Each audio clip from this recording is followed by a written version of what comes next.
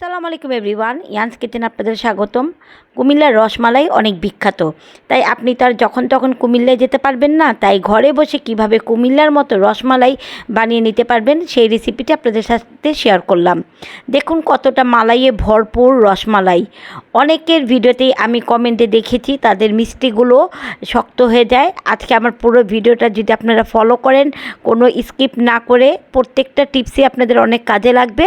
পুরো ভিডিওটা দেখলে আপনাদের মিষ্টিগুলো পারফেক্ট হবে, কারণ প্রত্যেকটা জায়গায় আমি কোনো না কোনো টিপস আপনাদের দিয়েছি।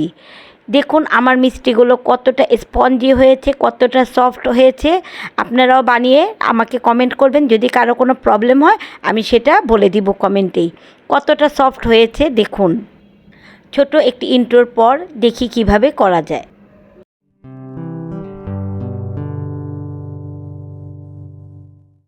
প্রথমেই আমি 1 কাপ পানি নিয়েছি এবং 3 টেবিল চামচ ভিনেগার নিয়েছি। ভিনেগারের সাথে পানিটা দিয়ে আমি ভালো মতো একটু মিক্স করে নিব। আজকে আমি এখানে ছানার তৈরি রসমালাই করছি।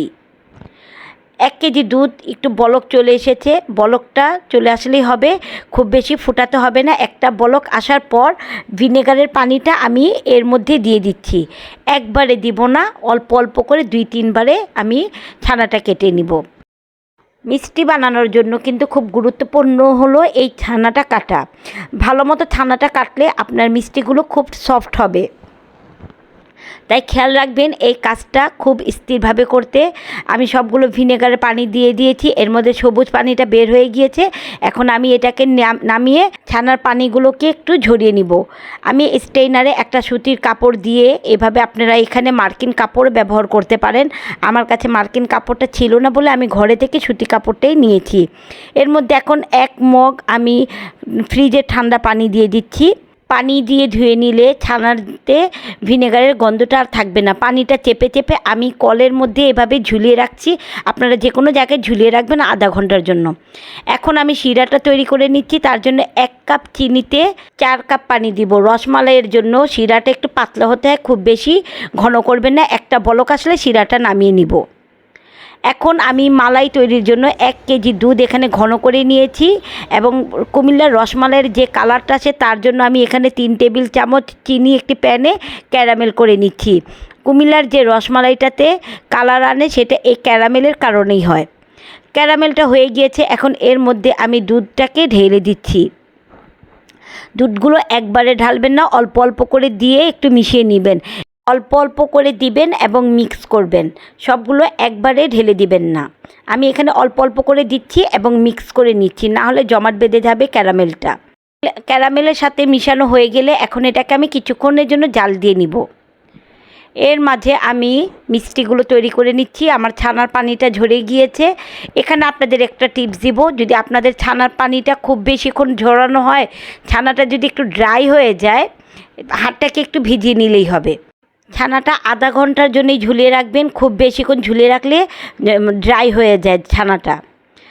1 চা চামচ ময়দা এবং 1 চা চামচ চিনি দিয়ে আমি এভাবে মথে মথে এটাকে একটা ডো করে নিব। প্রায় 5 থেকে 7 মিনিটের জন্য আমি এভাবে মথে নিব। কিভাবে মথে নিতে হবে সেটা আমি স্ক্রিনে দেখিয়ে দিচ্ছি। হাতের তালু দিয়ে আস্তে আস্তে করে 5 থেকে 7 মিনিটের জন্য আমি এটাকে মথে নিব। অবশ্যই এই স্টেপটা প্রয়োজন, খুব বেশি চাপাচাপি করে এই স্টেপটা করবে না, তাহলে মালাই থেকে ছানা থেকে তেল বের হয়ে যাবে। ডোটা রেডি হয়ে গিয়েছে, এখন আমি ছোট ছোট মিষ্টি করে নিচ্ছি। একটা ছোট চামচ দিয়ে আমি সবগুলো এক মাপে করে নিচ্ছি। হাফ চা চামচের একটি চামচ দিয়ে আমি 1 মাপের সবগুলো করে নিচ্ছি, তাহলে আপনার মিষ্টিগুলো সব কয়টা একই মাপেরই হবে। একটা জিনিস খেয়াল রাখবেন, আপনার ছানাতে যেমন পানিও না থাকে এবং খুব বেশি ড্রাইও না হয়ে যায়। এখন হাতে একটু ঘি মেখে আমি সবগুলোকে বল করে নিচ্ছি, আর এই বলগুলোতে কোনো লাম্পস যেন না থাকে, কোনো ফাটল যেন না থাকে।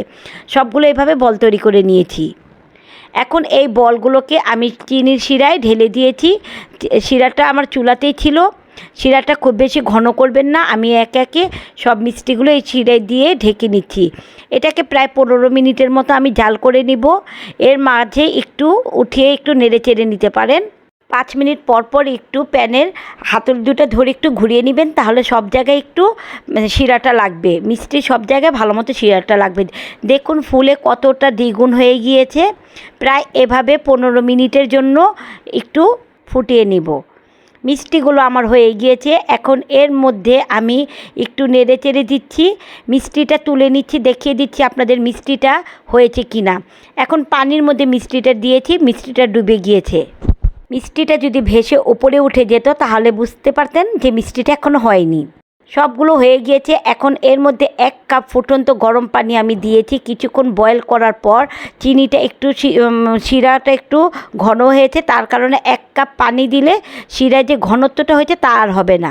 এখন আমি শিরা থেকে মিষ্টিগুলোকে তুলে সেই দুধের সরের আমি মিষ্টিগুলোর উপর গরম গরম ঢেলে দিয়েছি। অবশ্যই দুধটা গরম থাকতে হবে। এভাবেই 3-4 ঘন্টার জন্য রেখে দিব, মিষ্টিগুলোর মধ্যে শিরাটা যেন যায়। কি দেখে মনে হচ্ছে না কুমিল্লার বিখ্যাত সেই রসমালাই, লোভনীয় রসমালাই আপনিও কিন্তু বানিয়ে নিতে পারবেন ঘরে খুবই সহজে। এই টিপসগুলো ফলো করলে আপনার মিষ্টিগুলো খুব ভালো হবে। আর আপনাদের বানাতে কোনো প্রবলেম হলে আমাকে ইনবক্স করতে পারেন কিংবা কমেন্টে আমি জানিয়ে দিব যদি কোনো প্রবলেম হয়। আমার রেসিপিটি ভালো লেগে থাকলে প্লিজ অবশ্যই লাইক, কমেন্ট, শেয়ার দিয়ে আমার পাশে থাকবেন। আল্লাহ হাফেজ।